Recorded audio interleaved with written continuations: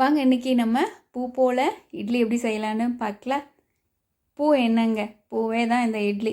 1 tumbler உளுந்து எடுத்திருக்கேன், 6 tumbler நான் அரிசி எடுத்திருக்கேங்க. 1 ஸ்பூன் நம்ம வெந்தயம் சேர்த்துக்கணும், தனித்தனியாக ஊற வச்சுருங்க.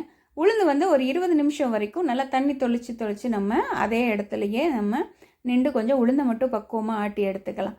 அரிசி வந்து ஒன்றும் பிரச்சனை இல்லை, தண்ணி ஊற்றிக்கிட்டு நம்ம கரெக்டாக அந்த கொரப்பாக நம்ம ஆட்டி எடுத்துக்கிறணும். உப்பு சேர்த்து மாவை நல்லா கரைச்சி எடுத்து வச்சுக்கலாம். நமக்கு எவ்வளோ தேவையோ ஒரு பாத்திரத்தில் நம்ம ஊற்றி வச்சுட்டு நம்ம வெளியே வச்சிடலாம். மீதி இருக்கிற மாவை ஃப்ரிட்ஜில் வச்சிடலாம். நமக்கு தேவையானப்போ நம்ம 4 மணி நேரத்துக்கு முன்னாடி வெளியே எடுத்து வச்சோன்னா புளிச்சு ரெடியாக இருப்பாங்க. இப்போ நம்ம இட்லி வந்து இந்த மாதிரி நீங்கள் ஊற்றுக்கோங்க. அப்போ தான் வந்து ஒரு மாதிரி உள்ளே வந்து அமுங்கி இல்லாமல் ஃப்ளாட்டாக அழகாக சாஃப்டாக வரும். நம்ம ஊற்றுற பக்குவமும் கூட இருக்குது. இட்லி பாருங்கள் எவ்வளோ மெதுவாக இருக்குன்னு இல்லையா? இதே மாதிரி இட்லி செய்யுங்க, சாம்பார் சட்னிக்கு சூப்பராக இருக்கும்.